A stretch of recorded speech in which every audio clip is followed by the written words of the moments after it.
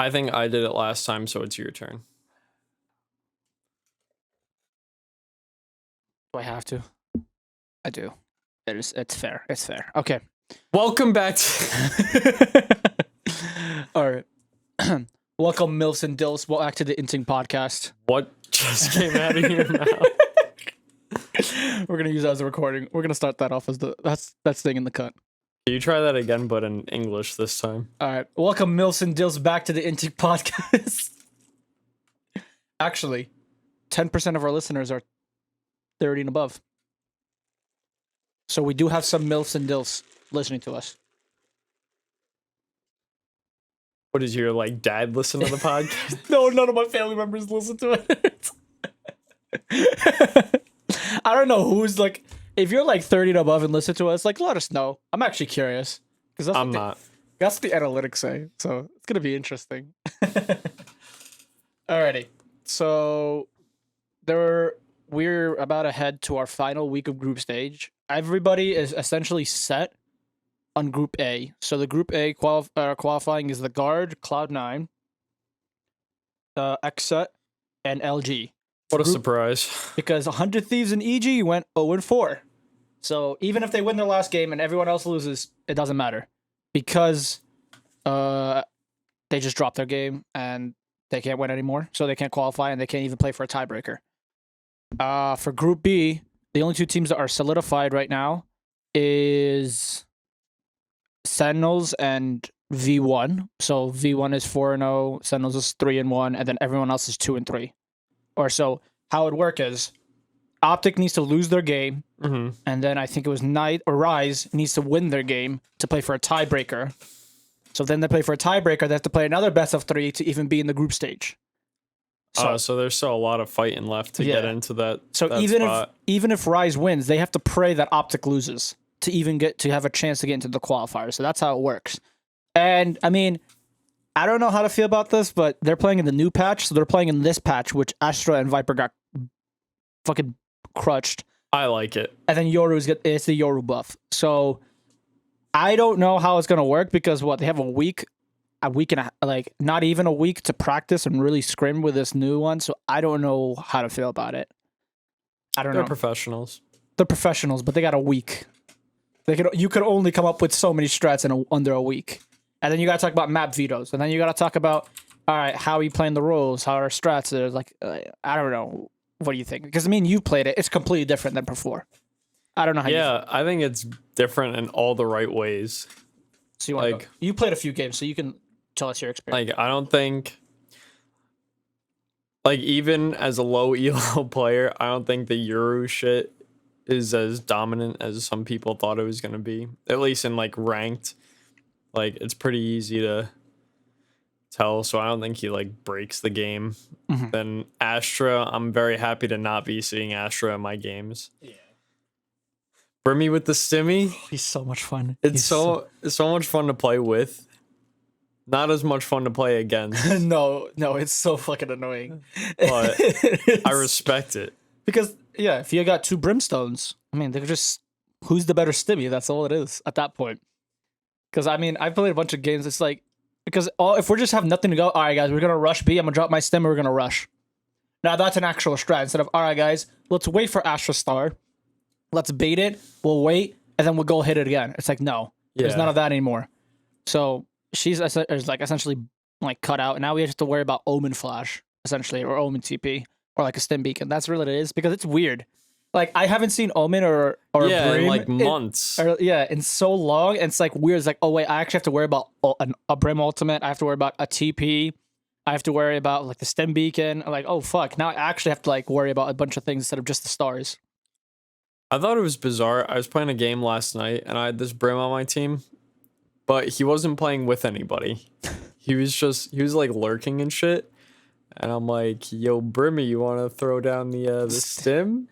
And we go in, and he's nah. He would use it for himself, but I'm how do you play Brimstone now and not play with your team? Because what I love about that is now, if I'm anchoring a site and they still push my molly, I'm all right, I'm gonna drop a stem beacon and let's see how many running guns I can get. Because I would get a Guardian, now it would be as fast as as fast as a fan, like shooting wise, as fast as a Phantom, essentially. Mm-hmm. Or like a Spectre, it's like fully automatic. Like it's crazy how fast it shoots now. So like I'm running gunning, and they can't track it because I'm moving so fast. And then like I would get the first shot, and then they would just die. And it's like Yeah. it's very infuriating to play against a Brim. But at the same time, I'd rather have that any day of the week than having like, all right, guys, here's an Astra wall. Let's wait for the suck. Here's a concuss. It's just like, dude, what? The game was being played like CSGO. Too much. It's not CSGO? And that's what I like about it. Because now you can see like you can actually change the pace. Because even in CSGO, you can change the pace. You'd be like, all right, guys, we're gonna rush B, rush A. Flash, throw a smoke, throw a molly, and we're gonna rush. You can actually change a pace in CSGO. In this one, you couldn't change the pace. Yeah, Now- you play it as fast as the other team wanted to play. Or the defending team wanted to play. Which sucked because it's like, fuck, now what can we do? Which is interesting. Have you played any of the Have you played Icebox at all? I played it once yesterday. What do you think of the B main or like the B site change? I don't know. Like the game that I played, they just never went B. Like when we were defending, Yeah. I think they went B one time, and it was because they rotated after they got clapped on A. So Like, and then attacking on it. I think it's fine attacking. do you think it's I just- easier now or harder now? I think it's easier to like get bomb down, but I definitely think I don't know. I like it. Like it's a little bit harder in my opinion to like play bomb like from like main and stuff, which is what they wanted to do. So that it kind of forces you to play on the site more. I like it. It's just like got to adjust. You can't have 4 people sitting in yellow and main anymore. Yeah, you actually have to like extend out. Yeah. Because like there's that little underneath they have. Oh, I saw something. Now there's like a little ledge on top of the underneath. There's like a Yeah. little ledge. You can now diffuse on top. You can just no molly. It gets minus killjoy mollies. And you won't get. You can just go on top and diffuse, and then it won't get affected. Really? Yeah, That's hilarious. they made that, and I'm like, bro, That's why? fucked. So like even if you Is have that a bug? no, because you would stand on top of it. Technically, you're over the molly, so So you're not really getting affected from it. So even if you molly now, you actually have to go see. Oh shit, is he actually taking damage, or is he on top of the thing? yeah. Because I think you have the time, you have to press it, then jump, or like you jump and you could just do it. I saw that, and I'm like, bro, that's so fucked. Yeah. Because you can still play post plant, and like the defenders have it easy. If I wall and I just throw molly, I push you guys out, I could just diffuse, even if you have a molly. So the best thing you can do is work on it with a shock dart. So I saw that, and I'm like, they need to fucking fix that because that's fucked. Yeah, that's ridiculous. But I think overall, I played Icebox. I like it generally. B site is essentially, I don't know, more fun now to hold and attack. Yeah. Because I haven't seen, there actually wasn't that much shotguns. So like you would always have one person like on 2 rounds and you just have shotguns. Yeah. There was barely any of that. So that's the only issue I had. That's the Well, issue now I there's had with one it. less cubby you could hide in. So Exactly. like, it's not real. Like, if you're gonna hold a shotgun, they know. So Like, it's not a 50-50 anymore. and then even if the other cubby, they made it longer and thinner, so you can't even hide there anymore. Yeah. So like there's actually no cubby. All of right side, that's the only way you can shotgun. Yeah. So, but that's already gets cleared and mollied and stuff. So that's whatever. So it's like there's no point of holding a shotgun on B main because of how good it is. But essentially, it's good. The A change, where they put the box, I really like that. You like that one? I was playing yesterday. It's well bangable though. It is. Okay. But like, you can still play behind it. Like, unless they're spamming through to check if you're there at the start, like, you could stay behind that. I've until- noticed they don't really check that area. I'm like, bro, nobody checks that. People hard clear the right behind like whatever that is, the generator or whatever. But like, no one checks behind the box. Like, I was playing Cypher on it, and I just sit there with a cage on the box and just swing off my camera and whatever. That's what I'm saying. Do you think Cypher is gonna be more meta now because Astra's not there? Because Astra was like essentially the anchor or the one that holds them down. But now you can play Killjoy and Cypher. Do you think Cypher is gonna be a bit more played now? I think so. I think there needs to be some changes to him though, because like, I think he's either really strong or really weak, and it's not even like Cypher's strong on split because like the wire setups are good, and there's like a bunch of creative ways you could do it, but like, why he's not good on something like, I don't know, or he's all right on Breeze, but Like on Bind, although Bind should be like a good map for him, I find a hard time playing him there. And I think I was talking about this with Miggle the other day. A tasteful change that they can make to Cypher that would make him better but not busted at all is either make the camera make no sound but make it brighter and more visible, or just make the sound quieter that it makes. Because like you see people, they put the camera down for post plant or whatever, but if you're against a team that isn't like iron, you're gonna look through the camera once, someone's gonna hear it, and they're gonna shoot it, right? Like you get one use out of the camera, unless like you're really Does it quick. recharge, right? Yeah, it does, recharge, but it takes longer to recharge if it gets shot out. I think it's like 35 or 40 seconds. They should probably lower the cooldown too. But like I think the issue is less the cooldown, because like I don't think that's ever been an issue with him. I think it's just a matter of like his shit. There's so many counters to his stuff with how much shit's in the game that like he was really strong when he was like the Sentinel, like because before like Killjoy and stuff came out, but now there's like all these different ways you could counter him that I don't think he's weak, but like either he's amazing on a map or he's dog.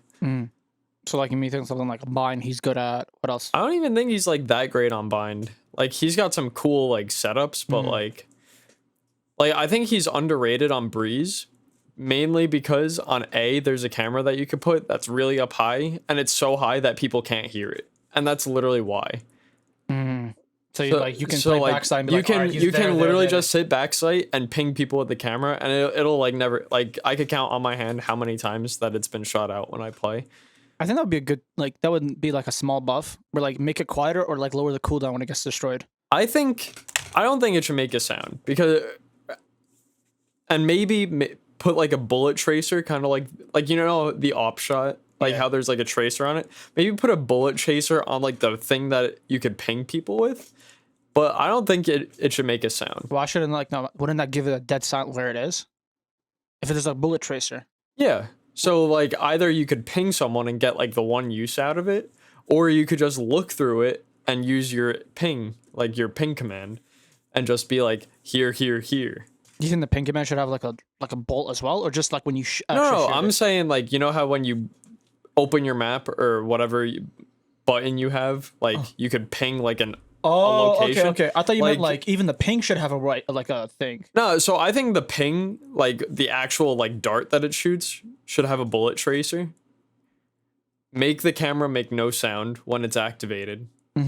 Maybe make it a bit more visible, so like it's make it brighter. Yeah, or like something. a little bit, because like even if it's brighter, there's like so much shit that can be going on. Like you still would even. But the thing is, right now it's still bright though. You can still kind of see it. Yeah, but like I think it's less so. I rarely see people like looking up for the camera unless they hear it, you know? So like I don't know. I think that like people are like, oh, maybe they should make his cages slow. I think he'd be overtuned if they did that again.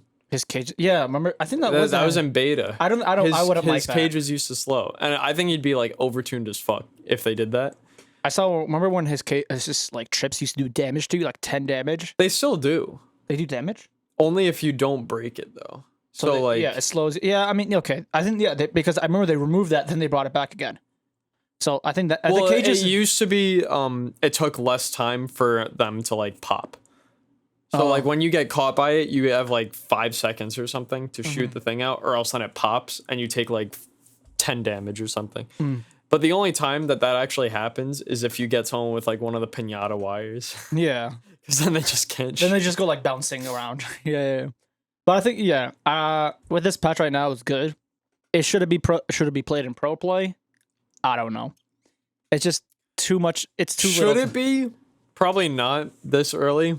But I like that they're doing this because I want to see some more interesting games. Yeah, but the thing is, like now 3 teams, they're playing for 3 teams are playing for 2 spots now, and it's like them in the situation is like, fuck. Now what can we do? We can't, like, we have 5 days to really practice and scrim these guys, and really try to get a game down, because it's the whole controller class that got changed. That's a Yeah. huge difference.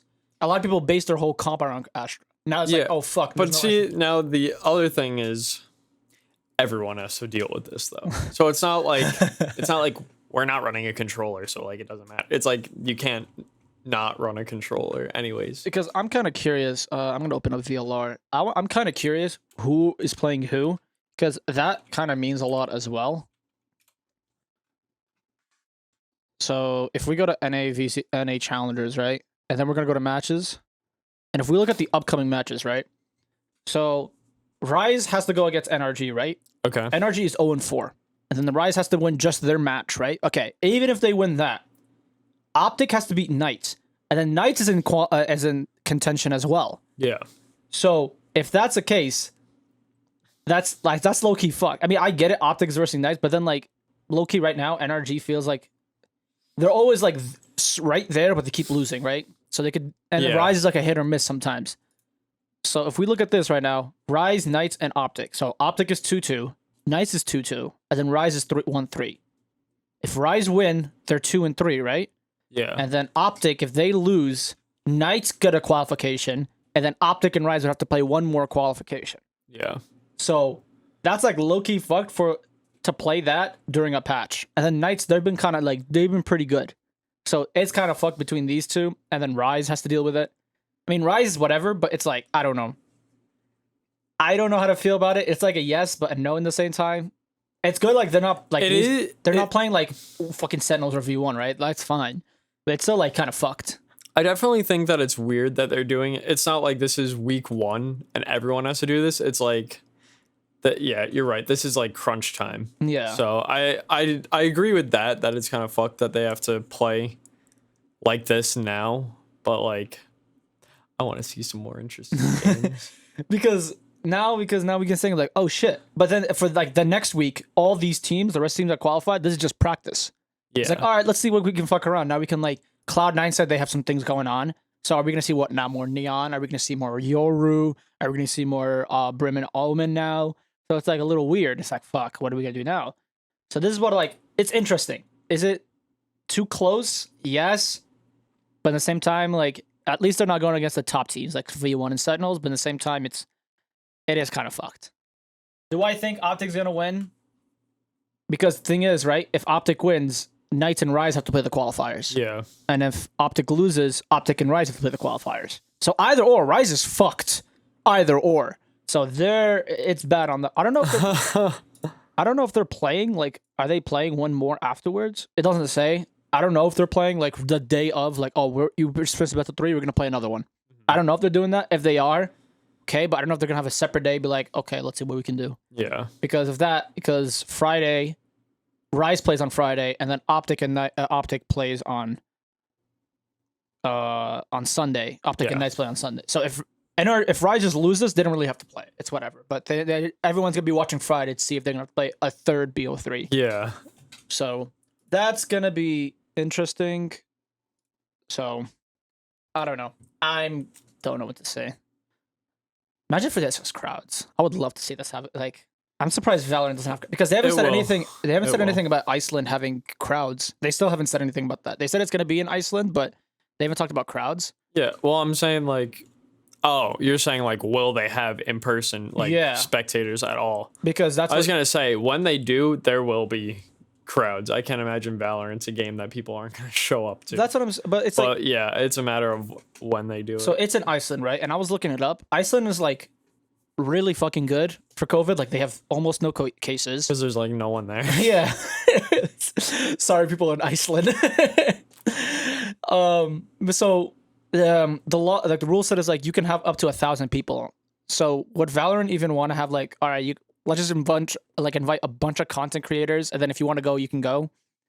So would they even want to have a crowd because it's Iceland? I don't even know, like, if they can only have 1,000 people, I don't even know if it'd be like financially beneficial for that to even happen. Because then you'd have to rent out like the entire arena or whatever for like not even to fill it, you know? Yeah. So that's what it's like. I mean, 1,000 people is still a lot. Don't get me wrong. 1,000 people is a lot, but if you think about like most sporting arenas, I mean, at least in the US, maybe it's different in Iceland, but like the Prudential Center or something could fit like multiple thousands of people. Yeah. Like at least like 5. Well, actually now, because as of today, the 7th, New York, there's no mask mandates. You don't have to wear a mask even if you're indoors. Everything has been lifted, right? So now I Maybe think, they'll have some New York shit. exactly. So that's what I was saying. I was like, okay, hold up. I didn't know if I don't know about the vaccination. I don't know if that was it. But if they're not accepting vaccinations, that even increases the amount. Like, hey, we can actually have so many people, and we don't have to worry about vaccinations, and more people would show up. So are we gonna start seeing more sporting events in New York? Because we want to fucking go there because nothing ever happens in the East Coast. Nothing. The Rocket League major happening in LA. Prudential, the LCS finals happening in Texas. What else? Something else is happening in LA as well. The COD World Major happened in fucking. I think it was in Texas as well. So nothing happened. Texas. Nothing is happening in the East Coast, and we need some love because that's fucked. The next thing that we're gonna get, the only thing that's guaranteed in the East is the Worlds. It's Worlds group stage. It's What? For league. It's the Worlds group stage or the playoffs. One or the other, because I know the finals. No, it's playoffs. I'm sorry. It's playoffs, and then the finals is in LA. That's fine, right? But the playoffs is gonna be hype because it's all in Madison Square Garden. It's a week-long event, so it's 5 days. And we should I don't know if we want to go to all 5, but we should definitely go to like a few. There's probably like a week pass you could buy or something. Would you want to go every day for a week? That's in April. No, what is that? No, the World League usually happens in end of the year, so November. I have no fucking Yeah, I remember because World happened in November, and then we should have been. You imagine if we were a league podcast, we could get invited to MSI. MSI is like South Korea. We could like talk about League. I'm so down. Have you been watching anything at all about LCS? No. We're gonna be a league. We can't even be. We don't even. I mean, I watch it casually because I saw like an EU who's a team that made it, and then TSM right now they're fucking dog in League, but they're good at everything else. So except Valorant, but that's fine. So see League. Now, before I get ripped for saying this, I play League and I have fun playing League, but like I have more fun watching Valorant than I do watching League. Yeah, no. Because like in Valorant, like I mean in League, if you know what's going on, like and I know what's going on, but like and someone does something crazy, like gets a pentakill, like yeah, that's cool. But like in Valorant, like if someone gets a fucking ace, like it just looks so much more flashy and like high intensity. Yeah, exactly. Like League, like I mean, I don't really watch too much like gaming videos on YouTube, but like I'll go and watch like a highlight reel from I don't know, a 10 stream or something like that before I watch like the League Challenger gameplay, Mm-hmm. That's just me though. I think and like because I watch League and I'm like there for 10 minutes. I'm like, all right, they're 10 minutes. They're in late and they're just farming. Oh, he got a sneaky kill. That's cool. That's it. That's the first 10 minutes. And I'm like, I mean, yeah, because like, for example, I mean, I've seen some plays where like in the beginning, like the first 2 minutes, they'll just try to like jump one dude and try to get an easy kill. And stuff. Yeah. And then they'll dip, right? Okay, that's pretty sick. But for the most part, for the first 10 minutes, it's like, all right, I'm going to poke you. I'm going to leave. Poke, leave. And then for Valorant, it's like, oh, fuck. Or like CSGO, like because essentially like tactical 5v5, right? Yeah. Yeah, you'll see them one rushing, or like you'll see like a big brain play where like one dude will just make a lot of noise A, and then you'll just see him sneaking, which is like that. I'm like, oh, fuck. Yeah. Even something that small, it's like, fuck, bro, that's huge. Yeah. Right? And then that's the issue because watching CSGO looks like so much more high stakes when you watch it. That's what it looks like. Yeah. Like everything that they do looks like the world could end if they fuck it up. Right? Because like you'll have like one guy lurking. I've seen like one time I was watching Navi, right? There was like a person, there was 2 people B main, 1 person mid, and 2 people A. They were just doing a little bit of everything. They will flash, they'll get closer and closer. And then they gotta pick B, everyone rush, and then they'll just start sneaking. Yeah. It's like because there's a lot more tactical things you can do in CSGO that will make it go that make it look smooth. Even if it looks complicated, it looks smooth. Yeah. So that's the thing about it. I don't know if you watched the Katowice in CS because they had an audience and everything. Every time someone got a kill, that shit was hype. Yeah, every single time. Yeah, it was fucking hype. So that's what I'm saying right now. CSGO is a much better game than Valorant, just because if you look at the audiences, look at the events they produce. The events they produce is so much better than what Valorant has. Right now, Valorant's a good event, right? But Valorant has a lot. I have to say, I like how Valorant's online stuff is structured a lot more than CSGO's. Yeah, If I'm going to be 100%. honest, like the So Valorant streams, I think are much better. easily. But when it comes to like in But person, like, there haven't been any in-person Valorant events yet. yeah, minus Masters and Champions, and that shit was like that was good. Don't be wrong, that was hype. but Well, it's that like- wasn't even in person. I'm just talking like for the fans. yeah. Like, yeah, they played LAN, but it's like for us, that's not a different experience. Mm-hmm. It's like we're still watching a fucking live stream. Yeah, and I think they should not even if they don't do this Masters, right?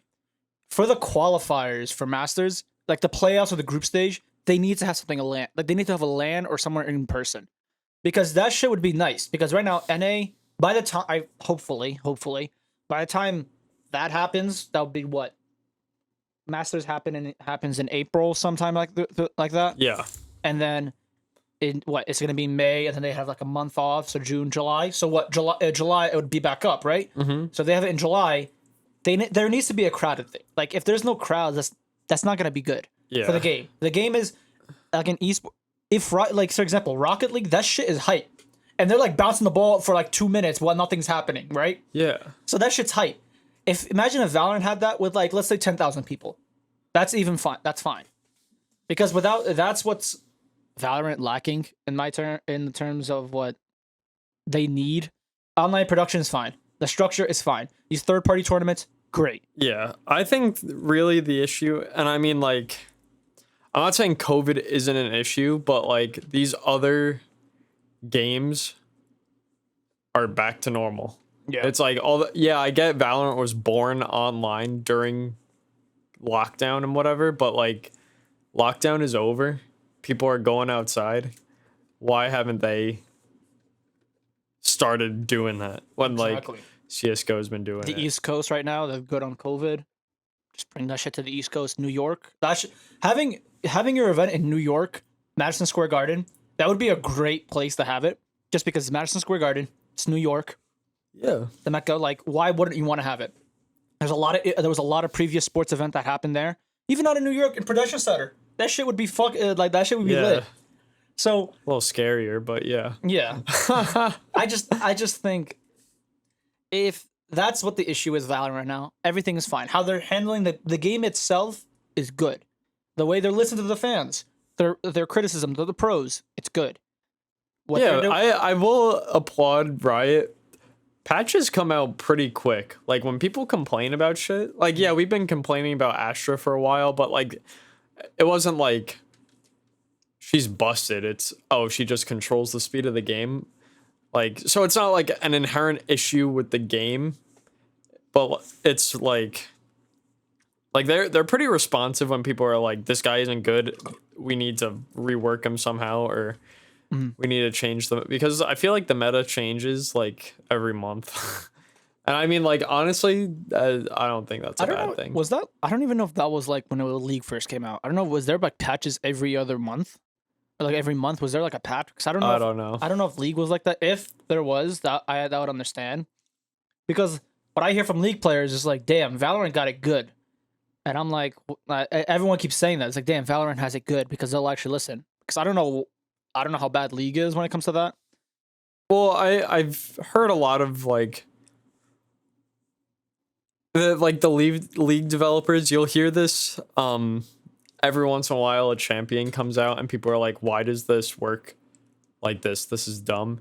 And then Riot will come out with a fucking statement. Like they said this when Aphelios came out.